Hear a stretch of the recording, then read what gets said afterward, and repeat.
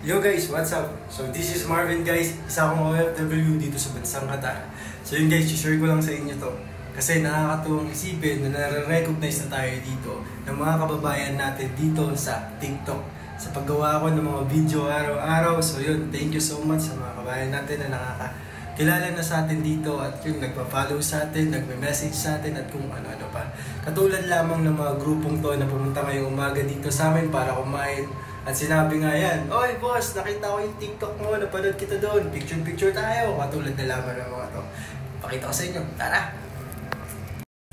Ay, video pala to sir! Okay na tayo ah. And guys, pumunta sila dito sa short time. Kabayan, punta tayo dito, masarap pagkain. Yung guys, katapos lang nila kumain guys. Ulam nila dito, bulalo, tsaka pancit bihon. Follow nyo to si sir. Anong TikTok mo sir? Tropang Hamog! Virgo at 11. Tropang Hamog! Tropang Hamog. Aywa. Sige sir, salamat sir ha. Salamat. Aywa. Yung guys, uwi na sila.